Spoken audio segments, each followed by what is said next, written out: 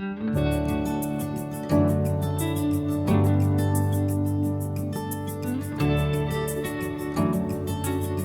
Hashanah has become one of the most debated intersections in modern prophecy.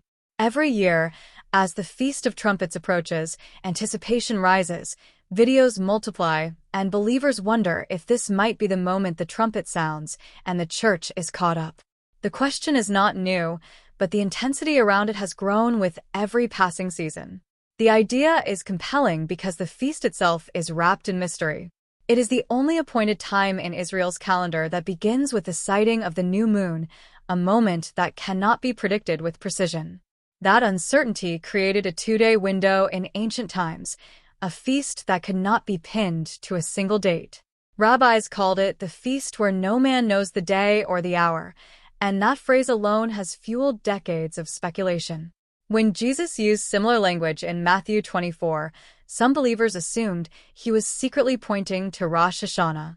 The connection feels poetic, almost too perfect to ignore. But Scripture never makes that link explicit, and the danger of turning a pattern into a prophecy is always present. The Feast of Trumpets is also the only feast built entirely around the sound of trumpets. 100 blasts. A final, extended note called the Tikia Gadola, a sound that announces, awakens, and gathers. When Paul describes the rapture with the language of a shout, a voice, and the trump of God, it is easy to see why people draw a line between the two. But Paul was writing to Gentile believers in Corinth and Thessalonica, not instructing them to observe Israel's feast cycle. His last trump is tied to the mystery revealed to him by Christ, not the ceremonial blasts of Leviticus. The overlap is thematic, not doctrinal. Another layer comes from Jewish wedding imagery. In ancient tradition, the groom would come unexpectedly, often at night, announced by a trumpet blast. The bride would be taken to the father's house, where the marriage chamber had been prepared. Jesus uses this same imagery in John 14, promising to return and receive his people to himself.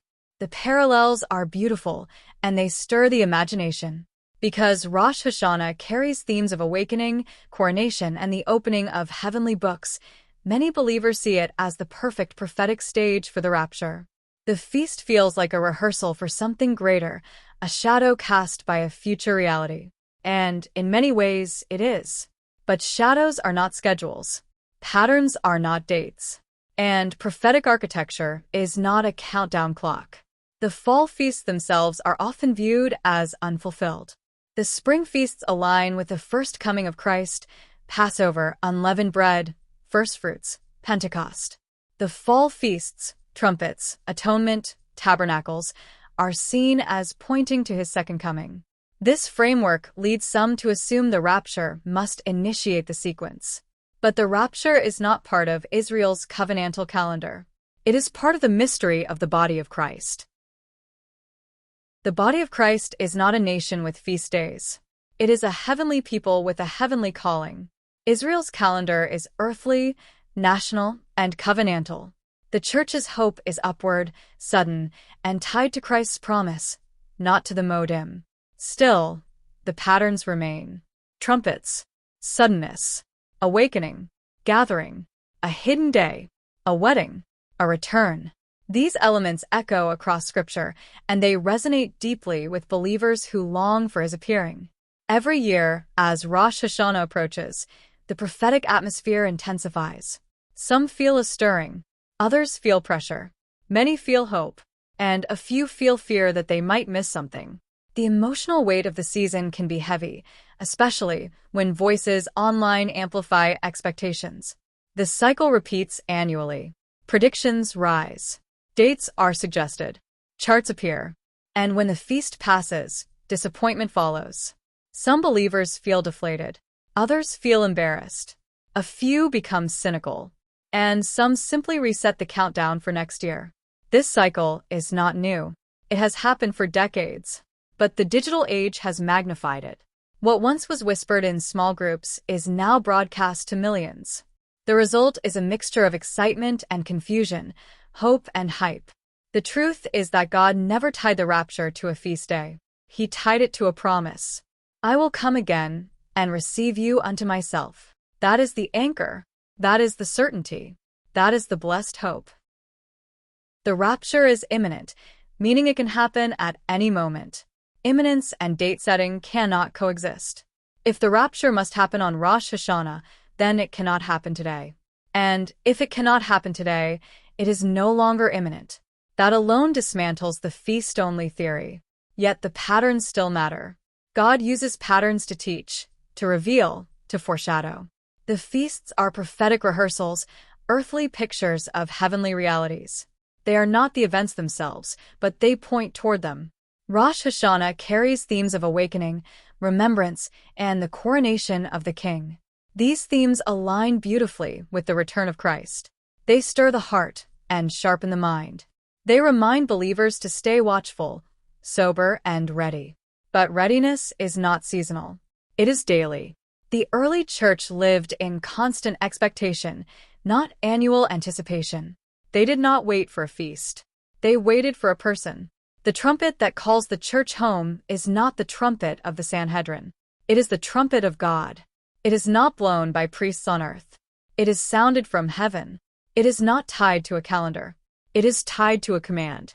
The rapture is not a feast fulfillment. It is a mystery revelation. It is not the next step in Israel's prophetic program. It is the completion of the church's earthly mission.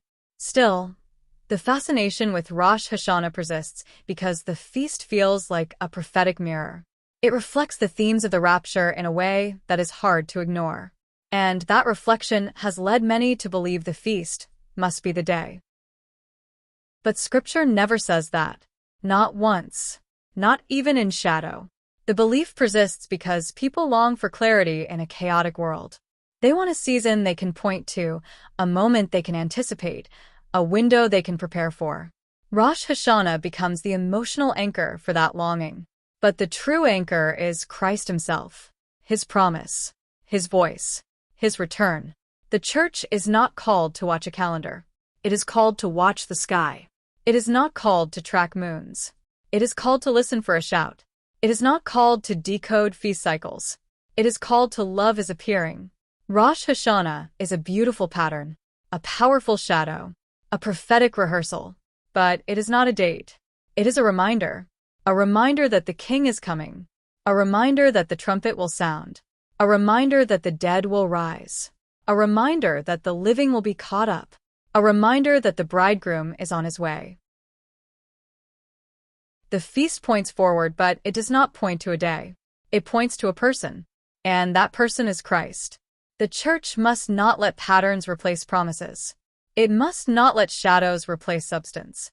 It must not let speculation replace Scripture. The rapture will happen. It will be sudden. It will be global.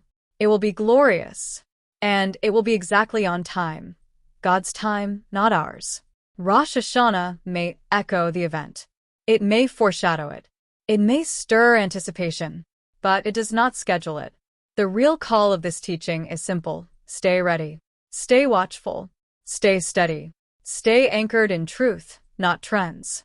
Stay focused on Christ, not calendars. Because the trumpet will sound. And when it does, it will not matter what day it is. It will only matter that you are His. Thank you for watching this teaching. If this brought clarity, strengthened your discernment, or helped you understand the prophetic patterns surrounding Rosh Hashanah and the rapture, take a moment to like, share, and leave a comment. And if you haven't already, subscribe and tap the notification bell so you never miss a message. These are days that demand understanding, not speculation. Days where the church must stand anchored in truth, not trends. Your engagement helps this reach those who are searching for solid ground in a noisy hour. Stay watchful. Stay steady. The King is coming.